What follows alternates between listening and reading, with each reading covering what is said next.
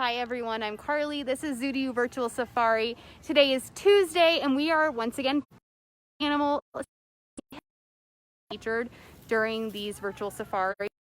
Very excited today to feature cassowaries. So I'm going to flip it over and we're going to watch as Jen and Jesse, two of our keepers, train Salem, our 25-year-old cassowary, and work with her on some voluntary behaviors. You all should know all about those by now if you've watched any of these. So we're really excited. Let me know when you're here in the comments. I don't see anyone here joining us just yet, so I want to make sure we don't miss anything for all the people.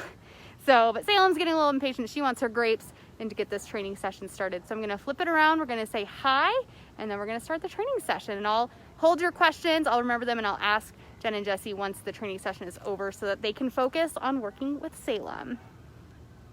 All right, I'm flipping this around. All right, this is Salem the cassowary. This is Jesse. This is Jen. They're gonna be doing the training. It takes two people to do this. So we're gonna let them kind of work. She's doing a target training.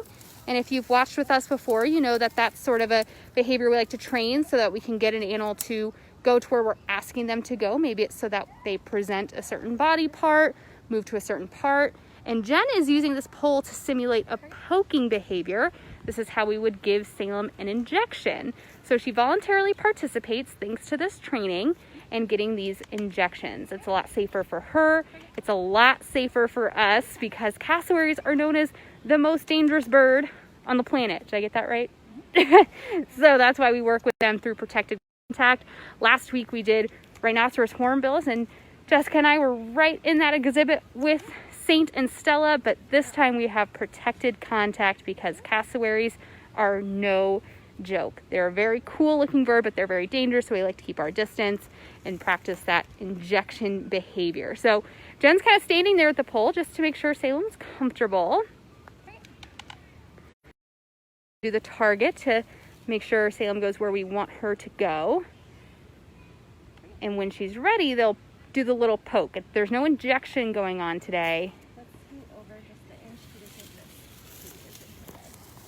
There's going to be no injection today. This is just a simulation of what Salem will experience, so she's not caught off guard the next time we actually do give an injection. Hi, Nancy. That's a great question. How do cassowaries communicate? We'll make sure to get that answered for you once they're done here. This shouldn't take very long. This is a short training session. If you're wondering, Salem's getting rewarded with grapes. Her favorite treat. Definitely want to give a high value treat when working with a training behavior like this. We actually have two cassowaries. We have Salem and Neville. Neville is 3 and they have not been introduced yet. They don't share space. So that's why you're only seeing Salem right now. Sherry says, hi, Princess Salem. So we'll probably be done with that and we'll just hang on to some grapes for a little bit. All right, so we're just gonna hang on to some grapes now so we can kind of keep Salem around here, but let's start answering those questions. Nancy wants to know how cassowaries communicate. So cassowaries can communicate in several different ways. They make a low booming noise. They kind of get hunched and it like comes from their depths. I don't know how to describe it. Another way that they can communicate is like Salem will get extremely tall. Sometimes they'll fluff their feathers if they're excited or irritated about something. And they just get super fluffed. And they make a big booming noise. Wow. Elise wants to know where they come from in the wild. These guys are native to Australia and New Guinea. Australia and New Guinea. Joanna wants to know, how are cassowaries dangerous? Why are they classified as such a dangerous bird? So I don't know if you can see her feet down here. She has these dagger-sized nails on the inside. These guys are very strong kickers. So if they were to confront you and kick at you and that dagger hit you in the right area, it could become fatal. Wow. So they just can be very strong kickers. Very strong. Their coloring is so unique. Is that an adaptation? Is there a purpose to it? I actually am not sure on that, Jen. Are you? I think it's mainly for breeding is the attractiveness. I know that their casque on their head it grows with age, so it can show your maturity. Very cool. So that casque on their head, what's it made of? Is it hollow? Is it solid? Actually, I do know this one. The very inner core of it is solid bone, and then it's got a a porous layer of bone, and then it's got a keratin layer on top. So the top layer is just like your fingernails. Wow. And so it does continue growing. Very cool. We want to make sure we're in the sun right now. This might overheat, everyone. Just letting you know. This is a possibility on this hot day. Elena says this is one of her daughter's favorite birds because of their prehistoric relation, and she hashtag future paleontologist for her daughter. Way to go. That's so cool. Jeanette wants to know how many eggs you normally get in a clutch. Ooh, look at Jeanette coming through with the terminology. 6 to 8 is what I hear. 6 to 8 eggs in a clutch, and we do have a male here, and they're going to hopefully be a future breeding pair. Yep. But they have not been introduced yet because Neville is only 3, still too young. Yep. Yes. What age do they normally reach sexual maturity? Right about now, in between 3 and 4 years old. So we're getting right to that point. Oh, He's wow. just got the right coloration now, and so he's got a little bit of the baby feathers left, and so as soon as they get out of here, he'll look like a male. That's so cool. Will that be a big kind of project for the team working on that introduction? Definitely, because they are so dangerous that there's a potential she could injure him or vice versa. And so we will use extreme caution with that. Hi, Christine. So Salem is in an exhibit that is behind Bird World, which unfortunately is not accessible to the public right now. So this is why we're bringing this live to you all, because Salem can't see her guests right now, but we know she's a favorite, and cassowaries are just a really fascinating bird, and we do so much work with them, and I know people really love to see them, so we're glad to be able to see them. Potentially you could see them from the leap pad if you've got good eyes. Yeah, so if you go to the area where you can jump like an animal between the flamingo habitat and penguins when you're walking near Bird World, if you kind of stand over there and look for the bright blue head in that casque, you might see one of them. So that's a great tip. Hi, Joanna. The other one, Neville, is actually behind the scenes, so we can't show you him right now. Hi, Robinson. No, they're not from Indonesia. They're from Australia. Oh, Indonesia? In that area. Oh, in that The region. area of Yeah. the world, yes. But Papua New Guinea and Australia. Papua New Guinea and Australia. I'm gonna feed her diet. All right, so Jessie's gonna feed her diet, and this is a lot of food. What's in it? So here we've got apples, and we have, it looks like we lost a grape in there, some bananas, and then today she's getting a special cherry on top of that. This pellet right here is specifically designed for cassowaries, and this is a low starch monkey biscuit to kind of encourage her to eat more of the biscuit. Mm-hmm. And she does get quite a bit because Salem weighs 140 pounds, which is extremely heavy for a bird. Wow, 140 pounds. Elise is wondering how old they live for. They can live up to 40 to 50 years. 40 to 50 years. Barbara says, let's see Jessie, your mom loves you. Love you too. Kenneth wants to know, can these birds climb in trees? They cannot. These guys are ground dwellers, and they cannot even fly. Are they any relation to emu and ostrich? Yep, they are part of the same group called ratites, which is a flightless group of birds. Stacy says, will she eat all that? Yeah, she'll eat a good portion of that. I think they give her a little bit extra because when they are fed outside, they are sharing this with rabbits and other small rodents that might get into her food, maybe even some magpies or other birds that are native to this area. Wow. All right, everyone, sorry about that. We can't really control the sun and how hot it is here. So we are back with Salem, Jessie, and Jen answering your questions. We were just talking about, well, I don't know what we were talking about. So ask your questions in the comments about Salem or cassowaries in general. I think we were saying they're in the same family as emus and ostriches, so flightless birds. But like we said, Salem is a dangerous one. So we also have some feathers and eggs to show you all. So Game of Thrones fans will probably think this looks like something you saw in the pilot of the show. So these are cassowary eggs, and they're a very beautiful green color. There's quite a few birds in the ratite family that lay green eggs. So emus do, and so do tinamous. If you see this hole at the end, so this was an actual egg that Salem laid, but it was infertile. So we blew it out so that we could keep it as an artifact. Wow. Those are so pretty. Those look like fake Easter eggs you would buy somewhere. Yes, yep. So they're really beautiful. They're like I don't know if you can actually see this, but their egg is also really, really thick. Yeah. So, we do a lot of artificial incubation here at the zoo. So we put these eggs in incubator. And the way we were able to tell if whether it was infertile or not was not through candling, because it's so thick, it's super hard to tell. We have what is called an egg buddy that will sense movement or a heartbeat. That's so cool. Can you explain what candling is for people who might not be familiar? Yeah, so if you get into a dark room, you can use a flashlight, but we have actual candlers here that are meant for eggs. You stick the egg where the air cell is going to be. So the air cell is typically on the thicker end of the egg. And when you're looking through the egg, you can see movement, vascularization. Once you get to a certain point, it gets really black in there if the chick is about to hatch. And they'll break through that air cell, which is called an internal pip, and then they'll start to break through the external part of the shell, which is an external pip. Very cool. Keller wants to know if Salem was born in human care. Yes, she was. Yes, she was. She wasn't born here, though. And here are some feathers. So these are cassowary feathers. Yep. They are a lot more downy at the base than I would have thought they would be. Yes, they have a little fluffy down here, but then they get really thin and coarse as they grow longer. Wow. Are they very oil, kind of water repellent the way other birds' feathers are? Very like slick and smooth? They're not smooth. They're coarse, but they are fairly good at repelling water. Fairly good at repelling water. Very cool. All right. Emily says, when are their birthdays? All right. So Salem hatched May 15th of 1995. And Neville hatched March 13th of 2017. Very cool. So both birthdays were celebrated while we were closed. Yep. We actually did a Facebook video for Salem's birthday. We offered her her favorite treat, which is watermelon. Watermelon. Yeah, you said she can kind of pick out the whole bowl. Yep. So we like to literally take a watermelon, cut it in half, and give her an entire half a watermelon. And she'll clean out the inside and eat everything that she wants to eat. Oh, wow. Hi, Joanna.